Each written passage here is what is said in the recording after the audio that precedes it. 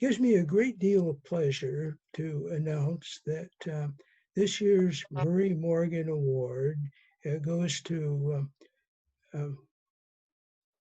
Bill Baarsma, who's really been devoted to his native city and advancing its causes, and particularly the fascinating and we think often forgotten history of the city of Tacoma.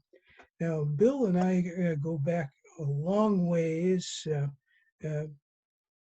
At one time, our daughters were best of friends in grade school. So have a store of experience here.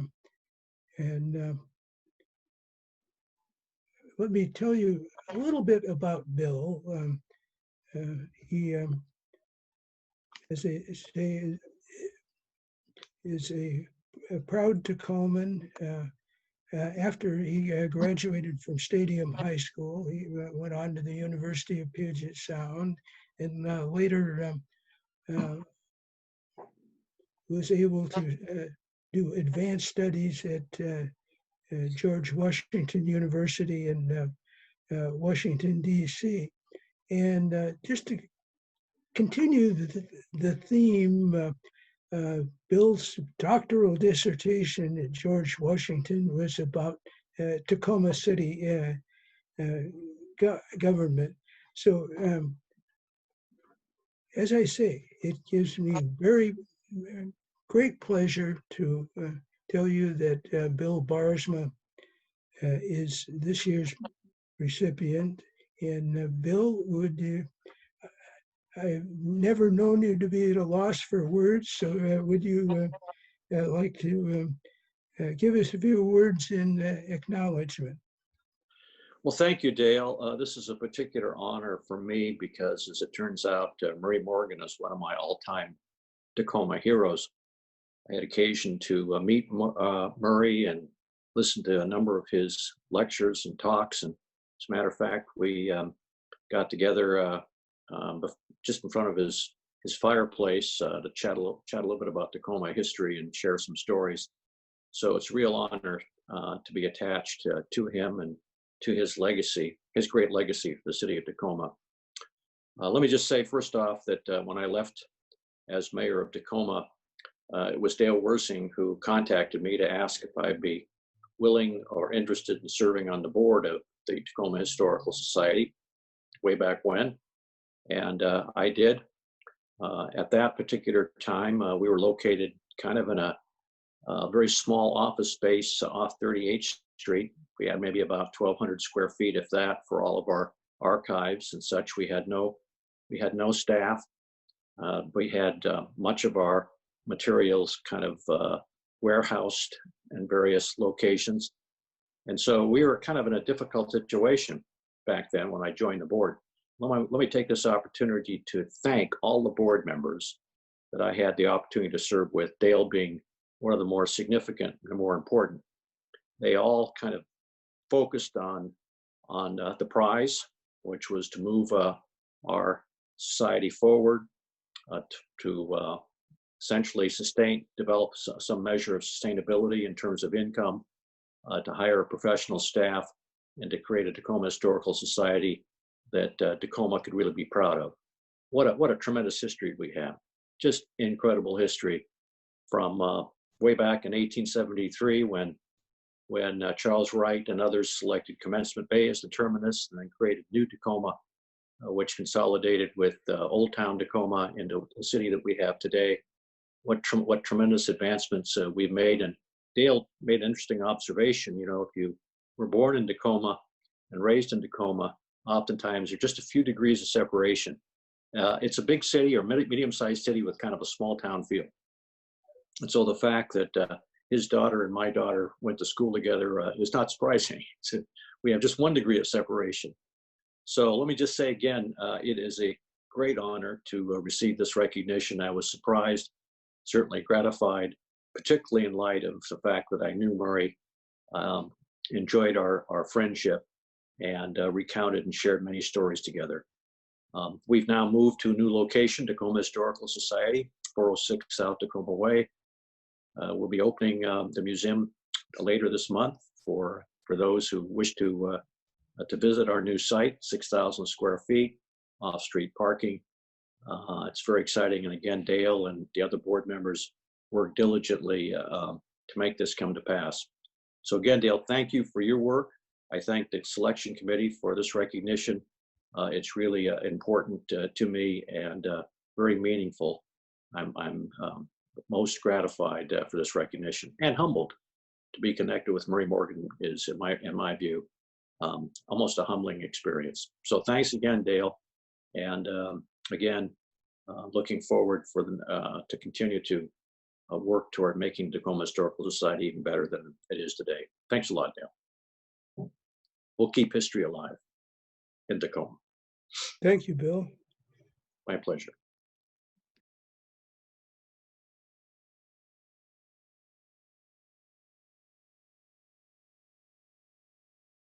Without Alan Liddle, our downtown might be considerably different because at the time the State Highway Department wanted to bulldoze half of it, and he was one of the strong voices to keep part of this treasury of historic architecture. Our award goes to Marshall McClintock, and he has been a member and past chair of the North Slope Historic District and Neighborhood Organization since 2003. He represented the North Slope District on the Tacoma Landmarks Preservation Commission starting in 2011. He's been a member of Historic Tacoma since 2007, and actually his membership in Tacoma Historical Society might predate mine. It goes back to 2002. He's no stranger to awards. He's received the Outstanding Achievement in Historic Preservation from the Landmark Preservation Commission. He lives in the historic Henry and Burdell Rhodes House in the North Slope District. And I'll just mention that in my work on heritage advocacy, Marshall's name has frequently comes up, and with that, I want to congratulate Marshall on receipt of the 2020 Alan C. Liddle Award for Historic Preservation Advocacy. Thank you. Well, thank you, Dale. That was I'm certainly very proud to receive the award. It's a great award, and I always pay attention to who gets it year after year that the society offers it. And I hope those instances where you've heard my name come up have been relatively good instances. Invariably. But I've been involved in historic preservation actually since we came to Tacoma about 20 years ago now. And particularly through my work in historic Tacoma, I'm learning a great deal more about other parts of the city. I've been involved in doing inventory work now in the McKinley and Lincoln areas, as well as the Proctor and Stadium areas, areas that are undergoing a lot of current development. And so we want to be able to identify the historic properties in those areas so that hopefully they may be protected. to me, one of the things that fascinates me about historic preservation, or at least what I do, I guess I should say, is it's like a good mystery novel. I just find it fascinating. I always learn something that I didn't know before whenever I either do inventory work or help somebody with a historic nomination, or even sitting on the Landmarks Commission. It's just always fascinating, and I'm always learning more and more about the wonderful and very diverse history of Tacoma, which is just delightful. So thank you again.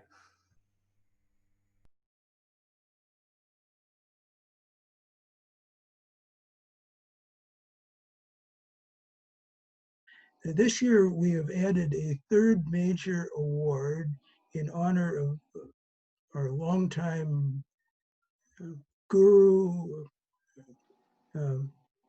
Dr. Ronald Magden, who recently died at the age of 92. Ron was a founding member of the Tacoma Community College faculty, and over the years served as president of Tacoma Historical Society, offered his help in many ways. And I've always remembered when I'd ask him for something, his answer was, "How can I help you?" And so that gives you a little context of the award. And we have chosen as our first recipients of the Ronald E. Magden Award, Rose and Ed Madison, who've done yeoman work for the Society, especially in regard to our annual tour of homes. I'll read a note or two from Bill Baarsma, who made the nomination. Ed and Rose led last year's homes tour and dutifully come in each and every week to do volunteer work at our office. They're completely dependable and selfless, and we're delighted to present the first Ronald E. Magden Award for them.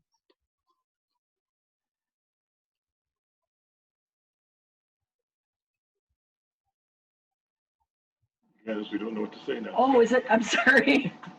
Well, first of all, just like when we got your letter, this is kind of how we reacted. We were so surprised. It's a terrific honor, and we're just so happy to be able to be part of the team. And that moves the THS is so committed to keeping the history of Tacoma alive, and to be part of that team that helps do that in whatever way we can. It's just hard to know what to say, but it's such an honor to receive that award, and we thank you very much. I don't know if you want to say anything, sweetheart. What she said. So from the bottom of our hearts, thank you, and we look forward to continuing to be part of the team and help out.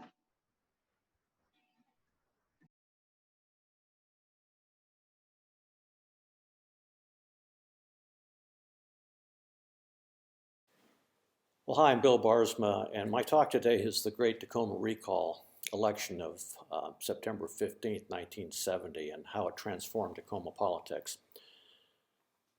It was almost 50 years to this very day, again on September 15th, that the voters of the city of Tacoma removed through recall 5 incumbent city council members. That's a majority of the city's legislative body. That's an extraordinary act, unparalleled in history in many respects. The question is, how did this come about? But before I get into that, what I'd like to do is define a few terms for you. First one, I'm going to a textbook here and define for you what a recall election is. A recall election, these are elections by which incumbent elected officials can be removed from office before the regular expiration of their terms. The recall, along with the initiative and referendum, are parts of the package of procedural devices promoted by turn-of-the-century good government reformers to further define direct democracy and strengthen direct control over governmental operations by the voters. The state of Washington is one of 18 states that have in state law this provision to allow the citizens to remove from office local elected officials, school board members, park board members, city council members, county council members, etc., as well as statewide elected officials, state legislators, or even the governor. In fact, the state of California most recently removed Governor Gray Davis through a recall provision just within the last few years. But there's some other important characterizations that need to be defined that essentially make the recall provisions within the state of Washington most challenging.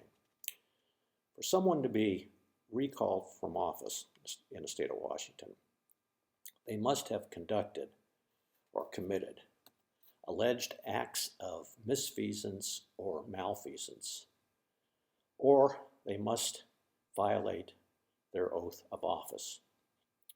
Malfeasance means simply the performance by a public official of an act that is legally unjustified, harmful, or contrary to law, a wrongdoing.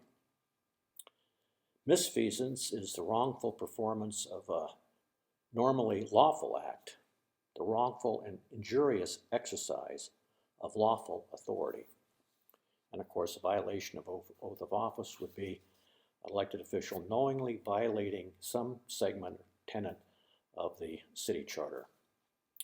So those must be in place, and they must be specific. Specificity is an important element in terms of these allegations that must be brought forward before an elected official can, in fact, be subject to a recall election.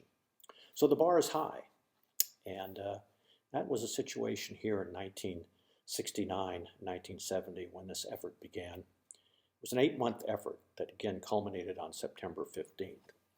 Let me share with you, kind of set the tone here a bit. At this stage, I should say, to kind of characterize what was going on in Tacoma at the time.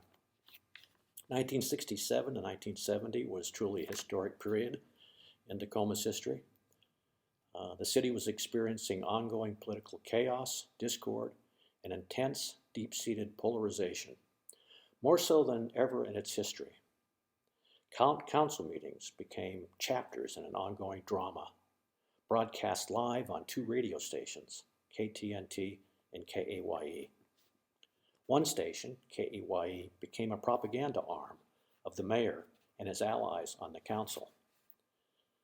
The messaging was aimed solely at his base support, and mainstream media, primarily the Tacoma News Tribune and the radio station, KTNT, was repeatedly attacked and characterized as exhibiting fake news. It all culminated in a recall of the sitting majority of the city council, including the deputy mayor, who had just been elected to the city council for his 4th consecutive term. So, questions are, who were the 5 that were recalled? Who were these people? Who led what led to their securing power? And what led to their downfall? That's the rest of the story. So first, who were the 5? Let's talk about them, moving from left to right. John O'Leary, elected to the city council in 1969 when he defeated the deputy mayor, Jerry Bott. He won with 53% of the vote. John lived on McKinley Avenue, was a truck driver, and a devoted supporter of Mayor Slim Rasmussen. And he was a regular call-in listener to radio station KEYE, particularly on a program that was hosted by Fred Grisman, known online as Dr. John Gold, in his Roundtable Forum program.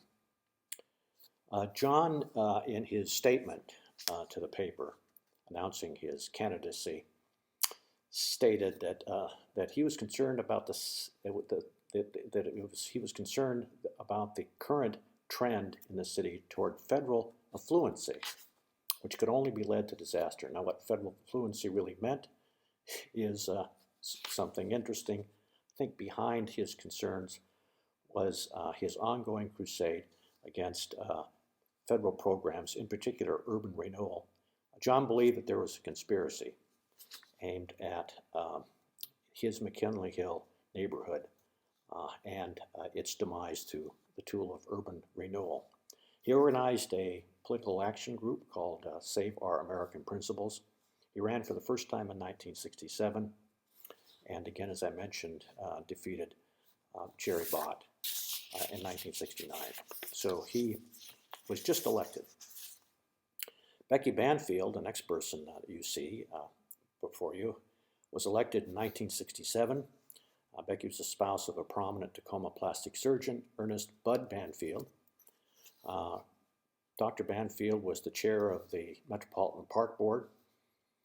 She was active in Eastern Star. She was the president of the Tacoma Yacht Club Shipmates, which was the women's auxiliary. And in her political activity, she was an active member of the Pro-America chapter. Like John O'Leary, she vehemently opposed the Great Society programs and locally was particularly critical of the Tacoma Human Relations Commission and sensitivity training programs aimed at racial reconciliation. Person in the middle is George Civitanich, who was re-elected in 1969. He was retired from the Tacoma Police Department on a disability. First elected to the City Council in 1960 in a mild upset over Bethel Schneebeck, who was the president of the League of Women Voters. He opposed the council manager form of government from the very beginning. Ran against Harold Tollison for mayor in receiving 40% of the vote. And up to 1969, had always been in the minority in the city council. In fact, in many cases, George was kind of on the short end of 8-1 votes. But interestingly enough, he took pride in taking courses at the University of Puget Sound and pursuing a baccalaureate degree. And in 1969 became, for the first time, the deputy mayor of the city of Tacoma, and for a short time was in that position with Mayor Slim Rasmussen. Next person is Tony Zakovich, who was elected in a landslide vote in 1967, defeating Dick Haley, a retired police officer. For a short time, Tony was the police chief of Tacoma. He ended his career as the lead detective in the unsolved kidnapping of Anne Marie Burr in Tacoma's North End. Tony cast himself as a pragmatist on the city council and on occasion would vote with the minority 4. At the time of the recall, he was running for Pierce County Sheriff and lost in the primary in 1970. He was the swing vote on the appointment and firing of Floyd Oles. Fred Dean was a pharmacist. Elected in 1969, defeating incumbent C. Morrison Johnson in a very close election, won that race by about 1% of the vote. Fred did not state in his position, did not state in his announcement his position on the form of government or his feelings about City Manager David Rowlands. In fact, he talked about harmony, diplomacy, trust, and optimism. But once elected, he quickly sided with the Slim Rasmussen briefly when Slim was on the council with the 5, and then after Slim's departure was a constant vote on the Civitanich block.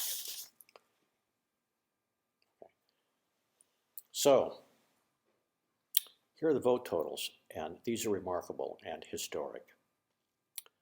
So on September 15th, 1970, again after an 8-month effort by the proponents of the recall, there was the vote. And these 5 council members, all of whom, with the exception of Fred Dean, were elected by substantial margins, were removed from office by a 2/3 margin, 65% of the vote. There was very little deviation among the 5 propositions that were on the ballot. So the average of 23,956 representing 65%, with the 12,766 opposed. The recall carried overwhelmingly in Tacoma's north end, approaching nearly 80% favorable in some neighborhoods even higher than that. And even in the South Tacoma blue-collar precincts that had served as the base for the 5 council members, even there, the recall carried by a 55% margin. It was an extraordinary rejection of the 5, and from this, Tacoma politics was transformed into what we see today. Okay, let's go back to 1967 and look at the events which led to what we see in September of 1970. 1967, the incumbent mayor was Harold Tollison. 1966, Harold was elected the vice president of the National League of Cities. And in the year of his re-election in 1967, he was serving as president of the National League of Cities. This was an extraordinarily prestigious position for any mayor or council member for that matter. The National League of Cities was the preeminent organization representing all the cities in the United States. And this was a time in which Lyndon Johnson was promoting his Great Society programs, the centerpiece being the Model Cities program. And it was also a time where the poverty program was initiated to end poverty in the United States. And Vice President Humphrey had served prior to being elected to the Senate as the mayor of Minneapolis. And so this was an important position nationally for our mayor to attain. It can be said that he was one of Lyndon Johnson's favorite mayors. And the next image, I think, illustrates that point. You see here is Mayor Tollison and Edith Tollison in the White House with the Johnsons. And, you know, Harold was standing 6'4", was one of the few mayors that could actually look at Lyndon Johnson straight in the eye. Johnson, I think, appreciated that. And Harold was also a person who suffered fools gladly, did not suffer fools gladly, which is a trait that Lyndon Johnson also, I think, appreciated. Also, of course, was the relationship he had with Hubert Humphrey, and who was the former mayor of Minneapolis. Hubert and Muriel Humphrey, on occasion, would host the Tollisons, while they were in Washington, D.C. Also at this time, our senior senator from the state of Washington, Warren Magnuson, was the chair of the Appropriations Committee in the Senate that provided funding for the U.S. Department of Housing and Urban Development, which was essentially where the Model Cities program was being administered. This was, again, the centerpiece of the Great Society program. In fact, I heard a story, and it's probably true, that while Magnuson was conducting a hearing for the Secretary of the U.S. Department of Housing and Urban Development, Robert Weaver, he happened to see Mayor Tollison in the audience. And he kind of gavelled the meeting to order. And as the Secretary was sitting down to prepare and offer his testimony, Magnuson recognized Mayor Tollison and said, Mayor Tollison, Mayor from Tacoma, why don't you kind of sit with me? I'd like to hear your opinion on some of these recommendations. That was the nature of the clout and influence that Mayor Tollison had at the time. In fact, one could say that Mayor Tollison perhaps was the only mayor in Tacoma's history that could pick up the telephone, call the White House, and perhaps get the president or vice president on the line. He had tremendous clout that I could see when I was back in Washington, D.C., working up on the Hill and for the U.S. Department of Housing and Urban Development. But not only did Mayor Tollison have influence during this period, this Great Society period, but our city manager also had influence as well. David Rowlands. David Rowlands was the city manager of Tacoma, Tacoma's second city manager, appointed by unanimous vote, came to Tacoma from Eau Claire, Wisconsin, was tasked by the city council at the time to sell the council manager form of government, which was coming under some criticism. Mr. Rowlands was actively involved in the International City Management Association back in Washington, D.C. And in 1966, when Mayor Tolleson was serving as the vice president of the National League of Cities, David Rowlands was elected as the president of the International City Management Association. And during the time in which the U.S. Department of Housing and Urban Development was being organized, City Manager Rowlands was asked to participate in a number of task forces and organizational meetings to establish a new department. He too had tremendous influence back in Washington, had regular communication with our two senators, Senator Jackson and Senator Magnuson, and also knew the administrators within the U.S. Department of Housing and Urban Development at the highest levels. It can be said at this time, and I heard this being said, that Tacoma was considered the New Haven of the West by the people at HUD. And the significance of that is New Haven, Connecticut, under the leadership of Mayor Dick Lee, had been receiving the greatest amount of federal funding per capita of any city in the United States. So Tacoma was at that time known as the New Haven of the West. And then the election of 1967. I might note as a side note that the Model Cities program, again, was the centerpiece of the Great Society program. The city of Tacoma was competing for funding in the first round prior to the November election. It was intense competition. I had the opportunity to sit in a number of review sessions in which the cities were competing and being evaluated by review panels at the highest level, chaired by the Assistant Secretary of HUD. And the city of Tacoma was given an A+ rating universally because of Mayor Tolleson and the leadership of Mayor Tolleson and City Manager Rowlands. In fact, of all the cities that were prioritized, Tacoma was right at the top when they were sent over to the White House. But a hold was put on the decision to see what was going to happen in the November elections throughout the country. And there were a number of cities that were holding elections in November of 1967. So when the election of 1967 occurred and Mayor Tolleson lost, the Model Cities application was put on hold. So the next chapter. So the question was,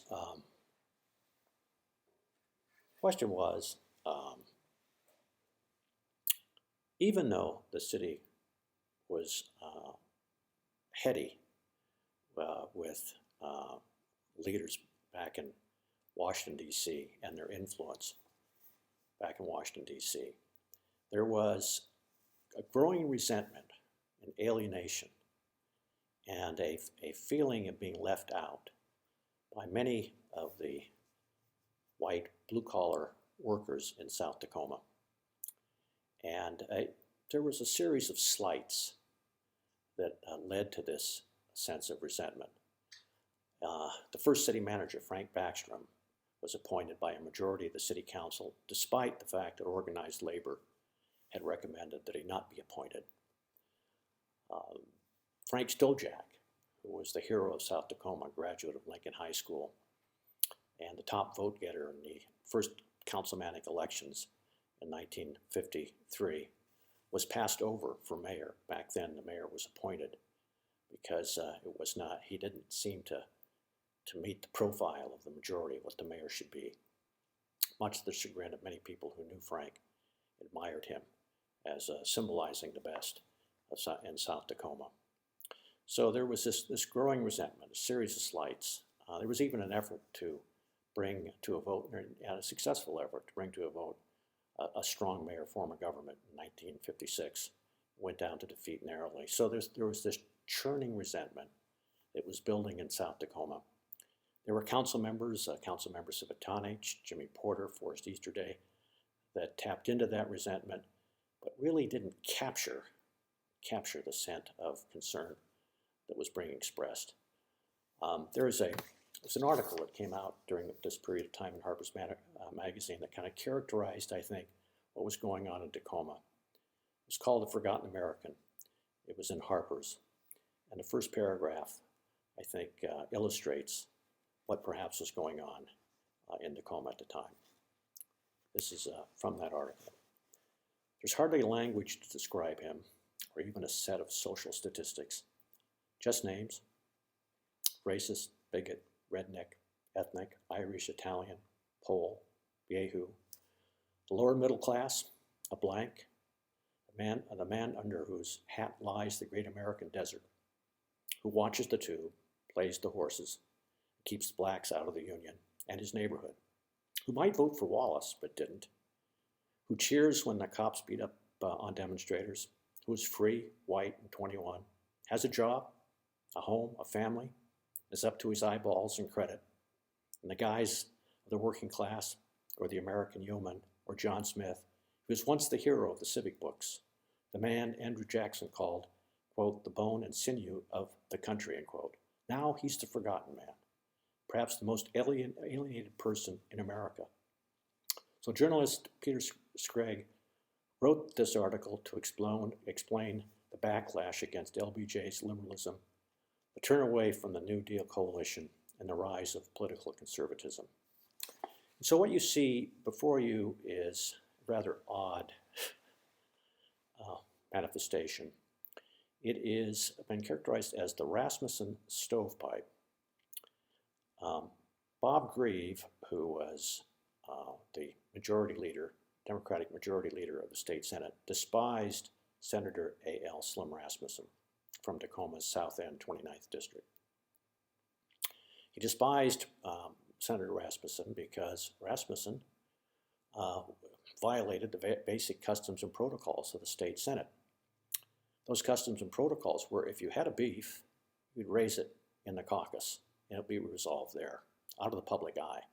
If you had criticisms on the floor of the Senate, those criticisms would be directed toward the other party.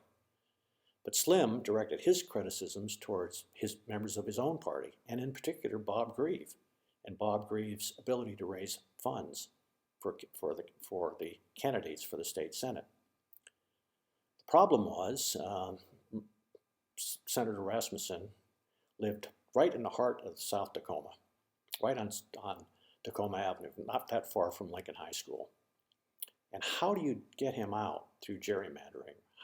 Which was a technique that Senator Grieve and others used to take care of those senators that didn't play by the rules. And so Bob Grieve came up with one of the most unique gerrymandering efforts ever in the history of the state. As you look at this map, to the left or west is Lakewood University Place, Steilacoom, and it represents then the 28th Legislative District, which is one of the strongest Republican districts in the state of Washington. That was to the left. And so what Bob Grieve did was to draw this gerrymander in the shape of the stovepipe, heading into the heart of South Tacoma, included the Tacoma Mall, around Senator Rasmussen's house, and then back out into the 28th District.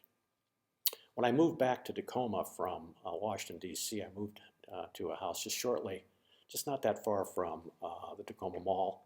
I was interested in being involved in party politics, and so I called headquarters and said, gee, where do I meet here?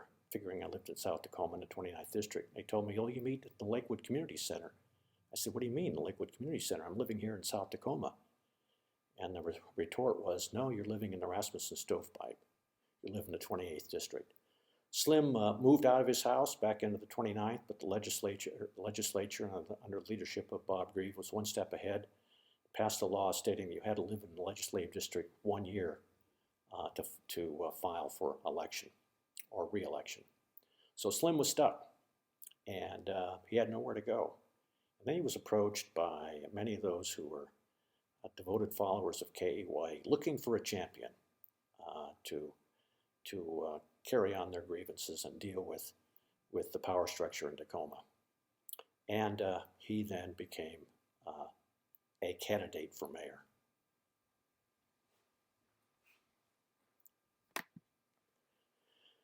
So Slim was filed against against Harold Tollison, who again at that time was the president of the League of Cities. And Harold had never received less than 60% of the vote in his campaigns for mayor, by the way, up to that time.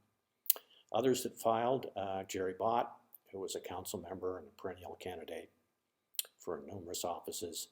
Ben Hansen filed, former mayor at the time. And then reluctantly, Harold Tollison filed for re-election. I say reluctantly because he was suffering from severe arthritis, particularly in his hips, and had a hard time getting around and was in constant pain.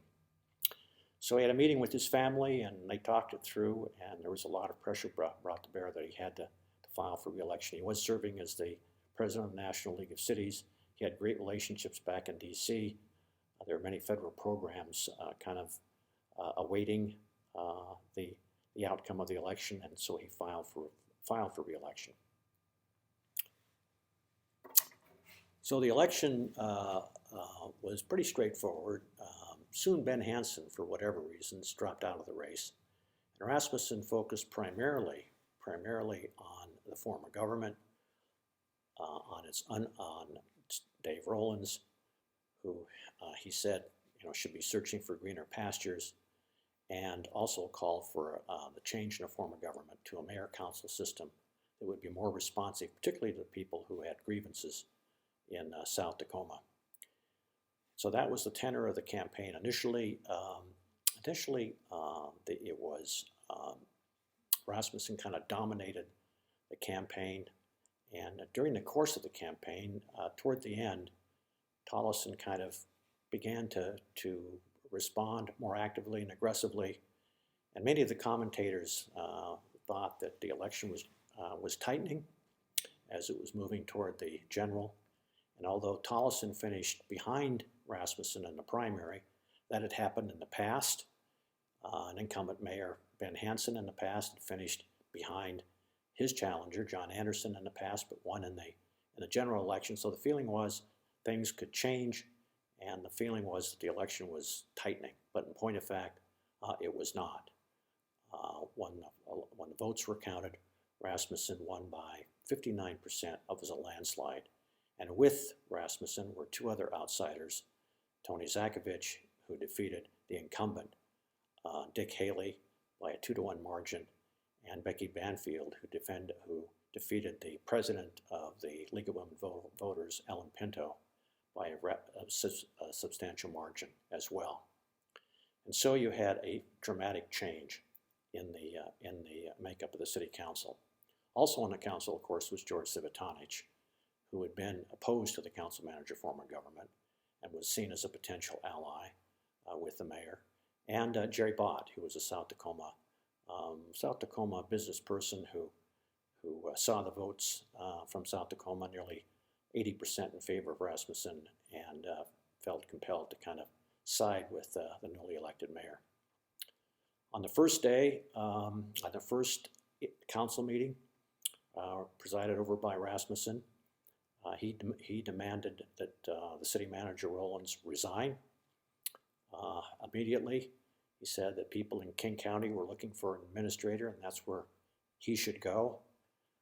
And he rounded up 5 votes to remove the city manager from his seating adjacent to the council, to move the manager down with the department heads.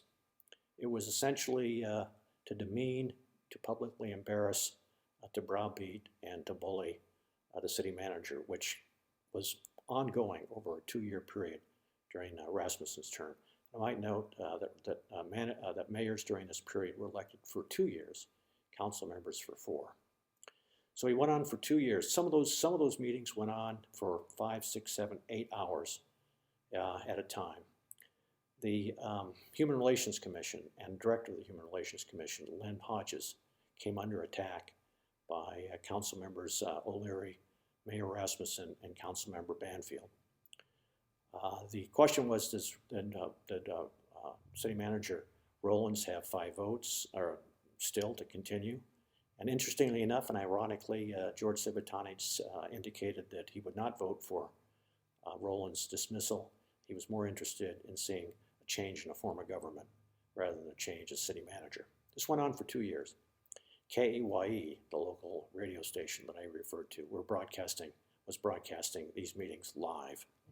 Council chambers were packed. People had sidearms, by the way, that attended these meetings. It was tense, and I remember in one case when I was an intern with City Manager Rowlands, there was a break in the council session meetings. I went to the restroom, and in one of the stalls, I noticed someone was changing their clothes, and out walked Councilmember Mo Finnegan, who was a supporter of Rowlands and also the form of government. And Mo had changed into his pajamas and bathrobe and slippers. And I asked him, I said, Councilmember Finnegan, what's going on? And he said, well, Bill, he said, it's past my bedtime. And that meeting went on to nearly 1 a.m. in the morning. These were not unusual. These were inquisitions. And another feature was when council meetings started, Rasmussen always had a series of questions that he would ask the city manager. The manager did not get a heads up, did not know what was coming. And when Rasmussen asked the question, and when Rowlands couldn't answer, Slim would say, well, why is it we're paying you big bucks to know the answers? It was an effort to bully and demean the city manager, but Rowlands, who had been an athlete in high school and college and a coach, was pretty tough and hung in there during this period of time. So we now move to 1969, the election of 1969. And so the establishment essentially rounded up support for their candidate to run against Rasmussen. That was Big John Anderson, who was a former mayor of Tacoma and was on the school board. The feeling being that Big John could hold his own against Slim and would be the candidate that could defeat him. Also, another former member of the city council, former prosecutor, Pierce County prosecutor Pat Steele, entered the fray. And then there was an unknown person, politically speaking, Gordon Johnston, who's pictured here. Gordon was an architect and a member of the Planning Commission. And as I say, had never run for office before. Was a new face, articulate, calm, responsive, unfazed by things that were going around him, kind of a steady hand. And many people who were out supporting Harold Moss, who was running for city council at the time, Dennis Flanagan, who was a civil rights worker, also running for the city council at the time, galvanized support for Gordon Johnston as a candidate. In the primary, he scored a narrow upset over Big John Anderson. He finished second. Slim finished first with 15,000 votes. Gordon finished second with a little under 9,000, and Big John Anderson finished third. Also running were John O'Leary, who was running against Jerry Bott, the deputy mayor at the time, and also Fred Dean, who was running against C. Morrison Johnson. These two were a part of the Rasmussen slate. And running for re-election was George Civitanich, who at this time clearly aligned himself with Rasmussen. So we had the election of 1969, and it was truly historic. Gordon Johnston won by less than 1% of the vote. Over 44,000 votes were cast for mayor. That's the highest number of votes ever recorded to this day for the position of mayor. When I ran against Harold Moss in 2001, Tacoma with a population of 190 and the 18-year-old vote, our vote total was a little over 38,000. So in 1969, the population of Tacoma around 160,000, 44,000 people voted for mayor. Over 40,000 voted for the council positions. Gordon won by less than a percentage point, one of the narrowest elections in recorded history. John O'Leary defeated Jerry Bott handily. George Civitanich was reelected, running against the student body president of TCC. At that time, Tim O'Grady, he won handily. And Fred Dean, who was essentially a person of mystery, weren't quite but I didn't know where he really was coming from politically, won a narrow victory over C. Morrison Johnson, another sitting incumbent. Interestingly enough, during this period of time, the state law allowed the mayor to continue presiding until the first week in January of 1970. Council members, on the other hand, were seated on the day that the election was certified. David Rowlands resigned prior to that day, so there was no city manager. Slim Rasmussen had a clear majority at the time, and for a month, he had a working majority on the council. The city attorney, Marshall McCormick, was acting as the acting or interim city manager as we moved toward 1970. As the new year approached, the council majority was stated that they were considering appointing Slim Rasmussen as mayor after the first of the year. Problem, of course, is that the city charter states that no member of the city council can serve as city manager for at least 2 years after his or her term ended. So there were some legal issues, but in the end, the council majority could not garner the 5 votes to appoint Rasmussen, primarily because Slim couldn't vote for himself because he was still on the council at the time, on January 6th when that resolution was brought forward, and Tony Zakovich balked. He wouldn't go along with the other 4. So there was a deadlock. So what next? The 5 council members, Gordon Johnston now is mayor, George Civitanich is the deputy mayor. In those days, the deputy mayor was essentially determined by 5 votes on the city council. And of course, Civitanich had his 4 allies on the council. John O'Leary brought forward a resolution to appoint Slim Rasmussen as city manager on January 20th. An amendment was made to insert the name of Floyd Olds as the alternative city manager. The 4 minority council members, including the mayor, had no idea that this was going to occur. This was a motion to suspend the rules and bring forward this resolution and then to amend it. And on a 5-4 vote, Floyd Olds was appointed as Tacoma's city manager to replace the interim city manager, Marshall McCormick. Floyd Olds was a 71-year-old radio commentator on KAYE, railing against the council manager form of government, calling for a change in that form of government to a mayor-council form. He said, after his appointment, as you see in the headlines, "I'll be working against myself," since he opposed the system of government in which he was now head of. Former city manager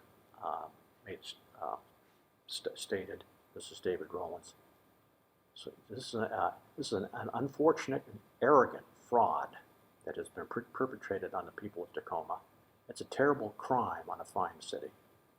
And Gordon Johnston said, after the 5-4 vote, "I'm utterly amazed that a name would be brought before the council in a public meeting without the mayor knowing about it beforehand. To suggest that no one, that Mr. Olds is the very best person for the job without having a chance to interview him is beyond me."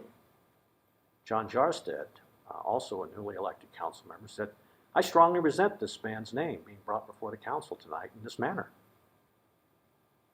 I believe it's been sprung upon the 4 of us who didn't know about it coming up tonight. I think it was really uncalled for."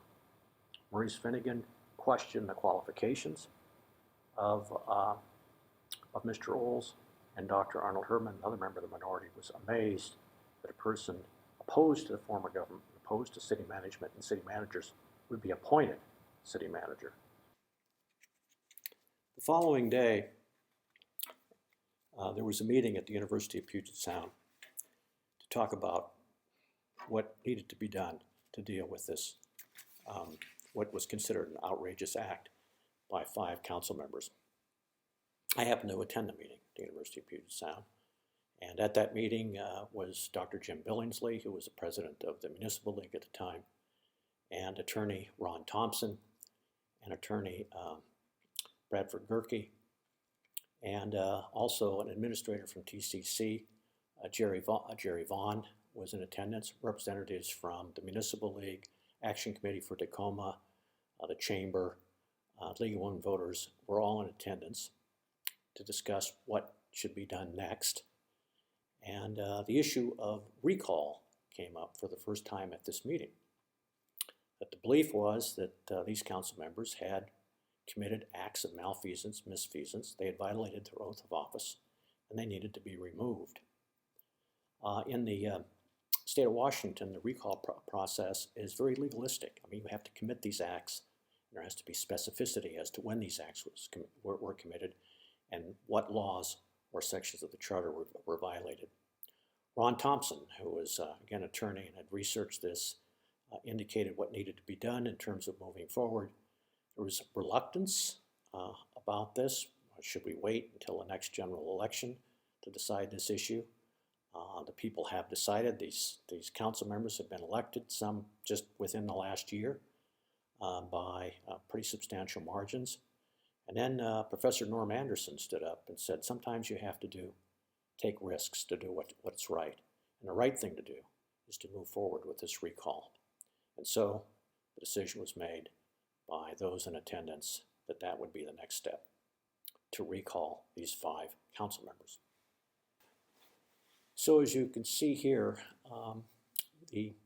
Ron Thompson is filing charges of recall against the 5 council members. The step was to actually file these charges, and it would be a part of the recall petition, and then receive a ballot synopsis so that the petitions could be printed and the signatures collected. And under state law, one had to collect at least 25% of the total vote for the particular office held by, in the last election, held by the council member. So the recall charges, and let me share them. What I have is actually the petition, one of the petitions that was circulated. Actually, I have all 5 petitions that were circulated. The language is the same of each, and the recall charges are as follows.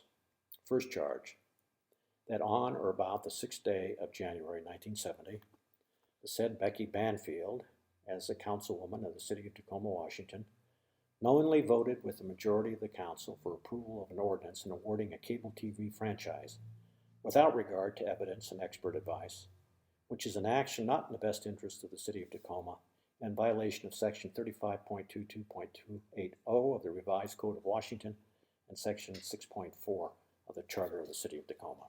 Second charge, that on or about 20th day of January 1970, the said Becky Banfield, as a councilwoman of the city of Tacoma, Washington, knowingly voted with a majority of the council in appointing the city manager by resolution, not on the agenda of the council, for said regular meeting held on January 20th, 1970,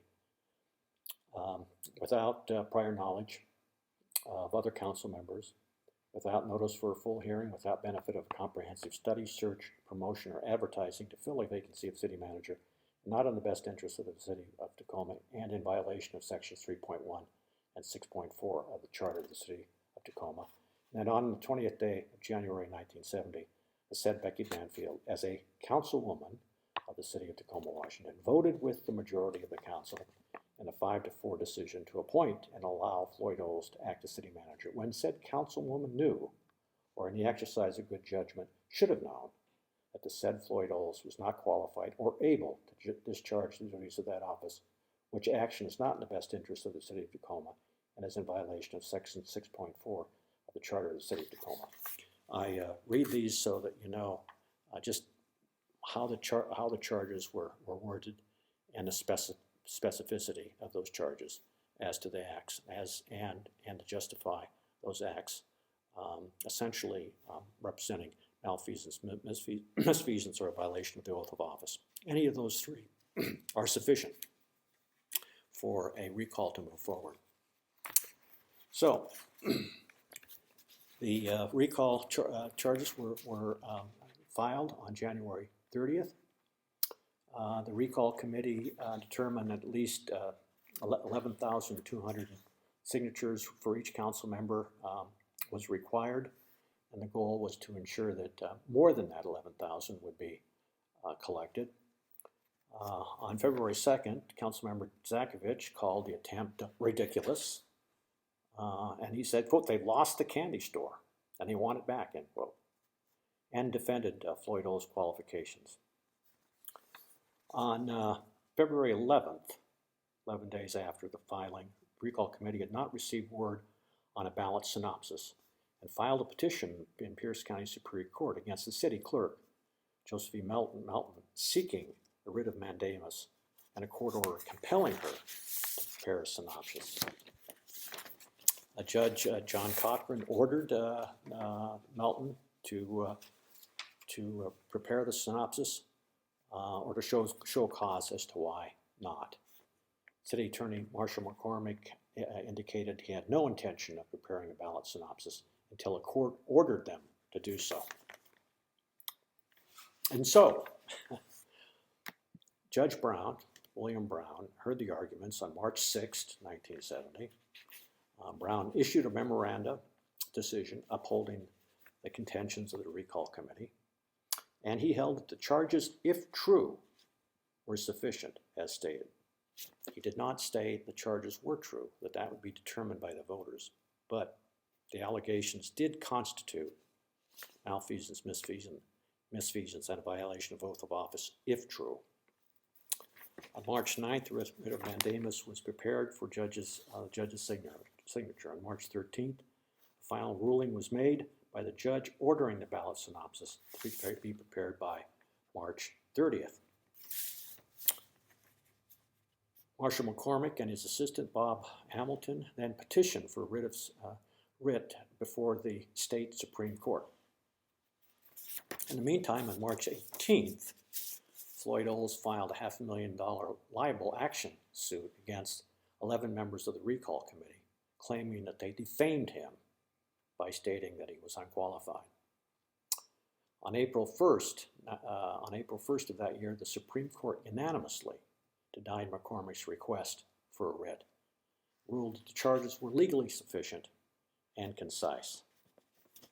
Brown commented on the political issue. The courts are not in a position, nor do we have the authority to determine the truth of these particular allegations. That rests with the people. John O'Leary's organization, Save Our American Principles, under the leadership of Virginia Shackelford and Helen Anderson, said that they were prepared to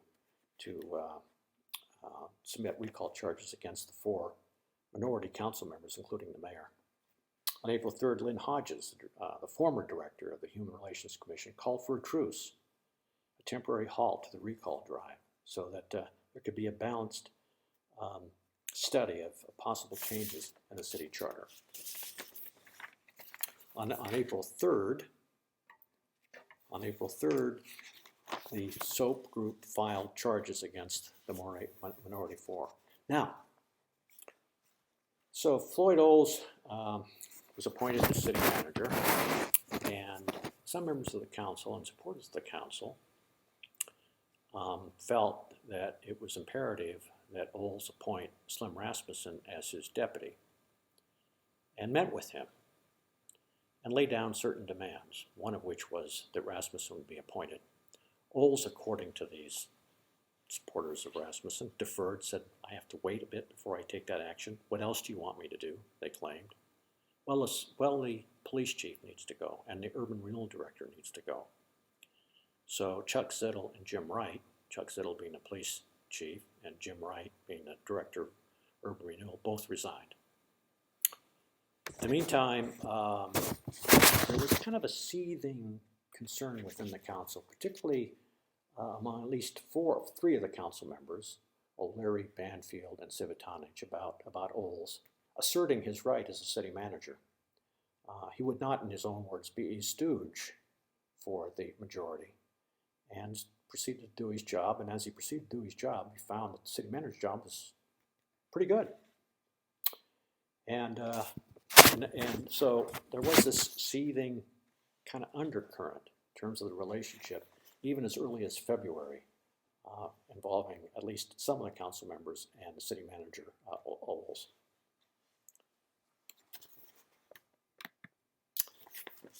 So we see that on May 7th, the SOAP counter recall was dismissed, primarily because if you're in the minority, you really can't act. You can't commit acts of malfeasance or misfeasance.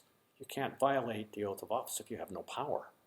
That's essentially what the judge said. First, the charges were vague, not specific, and in essence, a majority really could not do what was being claimed by the advocates, the SOAP people. And so the recall was dismissed, and that ended the counter recall.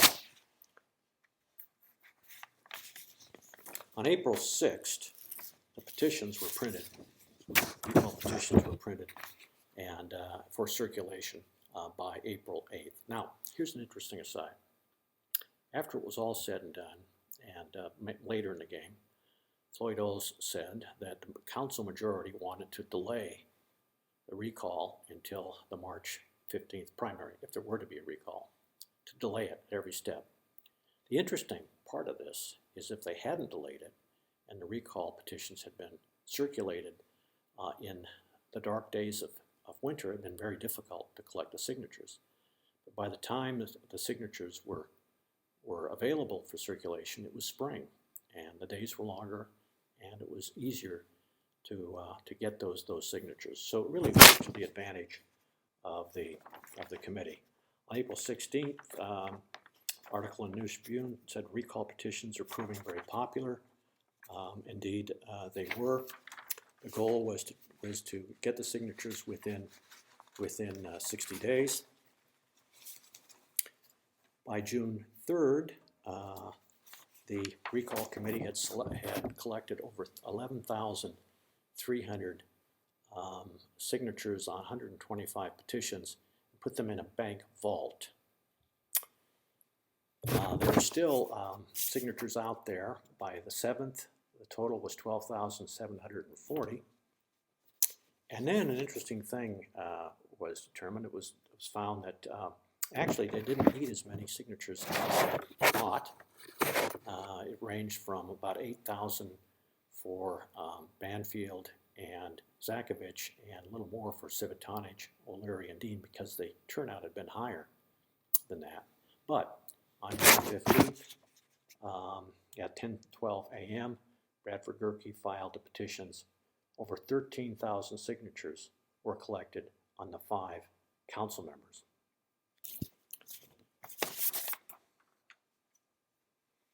By July 1st, 10,000 signatures had been counted, and which was sufficient to move it forward. Civitanich, George Civitanich attempted to stop the recall by filing a lawsuit, which was thrown out of court. And then on July 30th, the council chose to fire Floyd Oles after he had appointed Lyle Smith as police chief, much to the chagrin of Tony Zakovich and George Civitanich. Zakovich had been holding out and not been a part of the 4 who were anxious to oust Oles even earlier in the process. So on July 1st, the city council fires Oles. The action put the council majority on a record of 5-4 vote as concurring with the recall charges that Oles was unqualified for the job. Oles revealed that the council majority sought to stall the canvassing of petitions, as I mentioned, so that the election would be held on the 15th. And he said that a, quote, goon squad, end quote, sought to have him appoint Rasmussen as assistant city manager. As a response, Civitanich referred to Oles as Judas, and John O'Leary referred to him as clearly unqualified. On July 1st, Oles, who had filed suit against 11 members of the recall committee, indicated that he intended to vote yes on the recall. Oh my, oh my.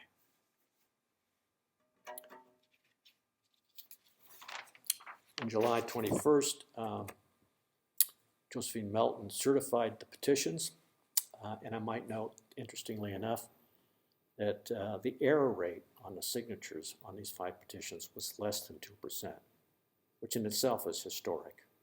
Petitions that are circulating these days, and petitioners expect a 10 to 20% error rate. There was a 2%, less than 2% error rate on these petitions. She certified it.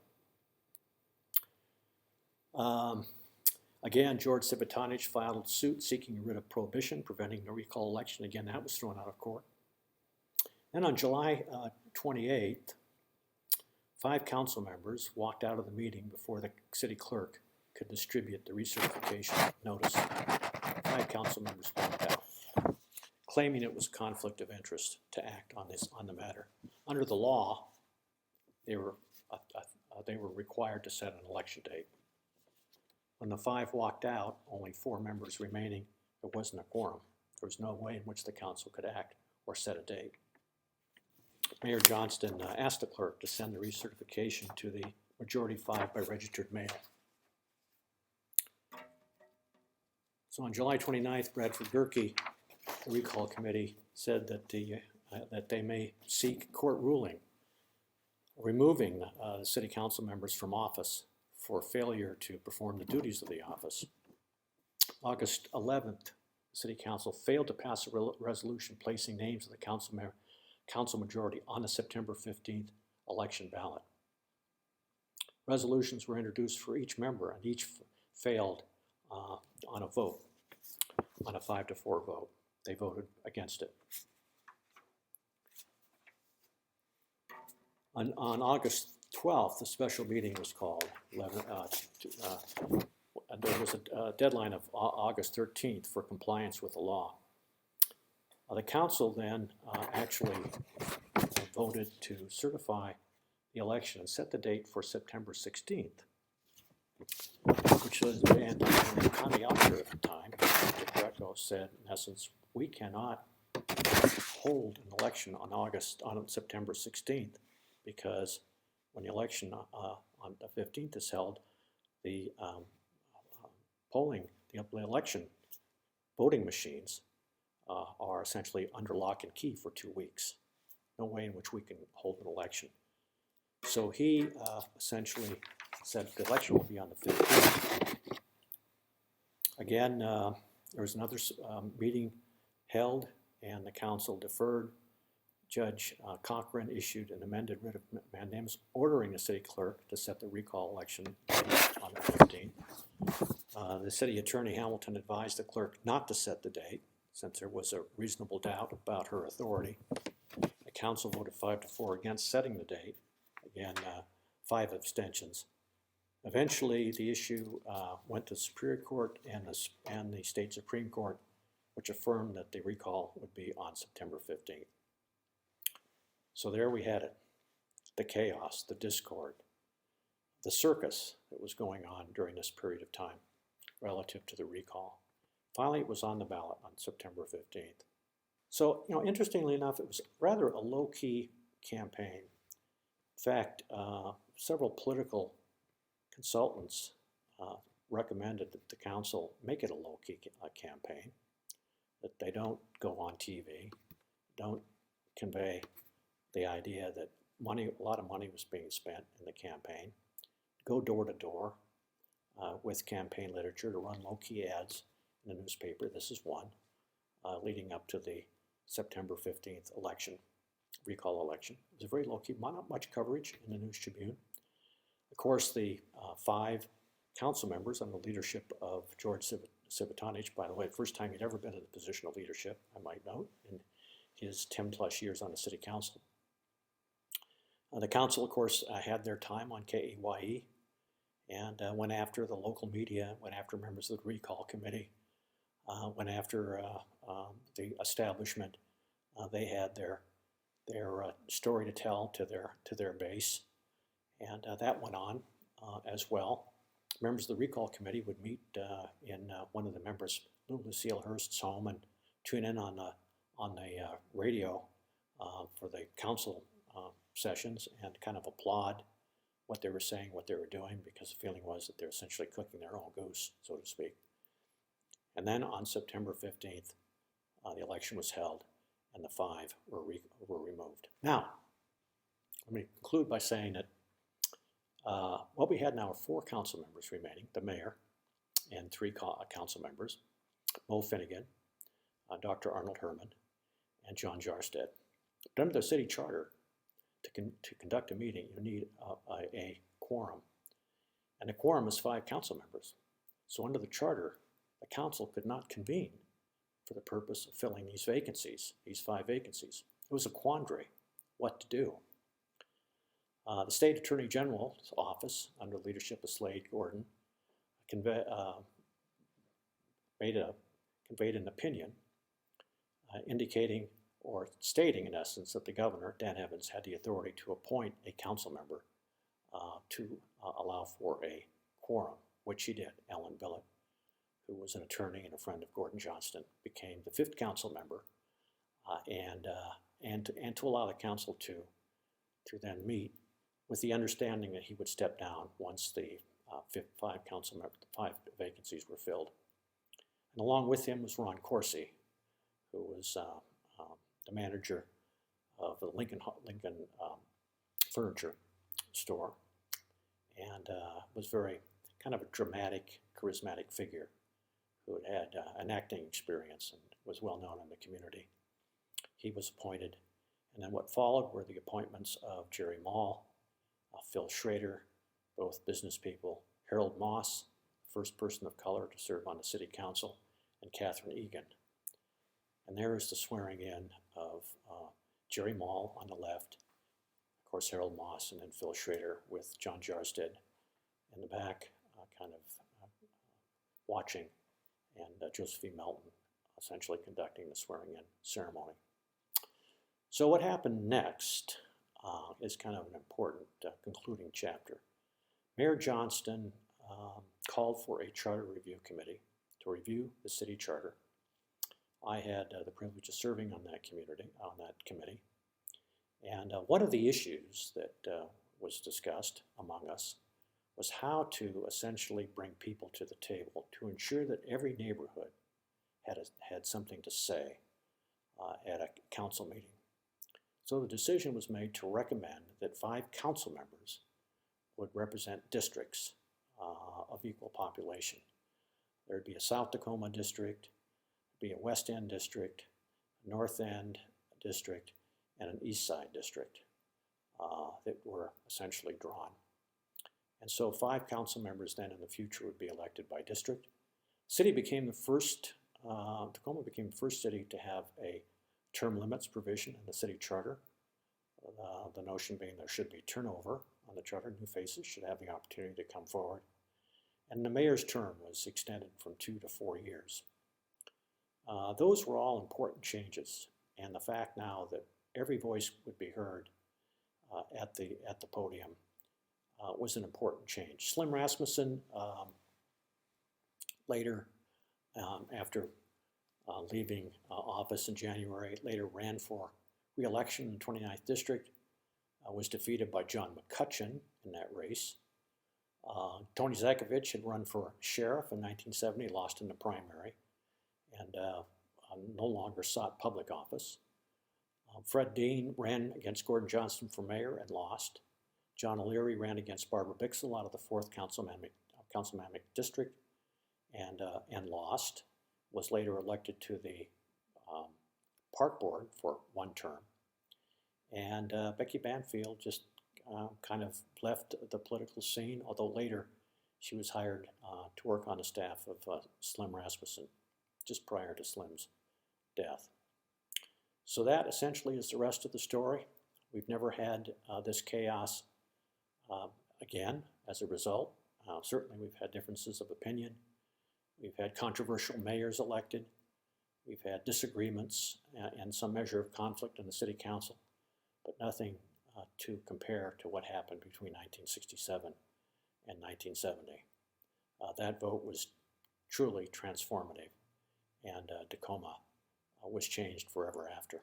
And that, I guess, is the rest of the story. And the rest is history. Thank you very much.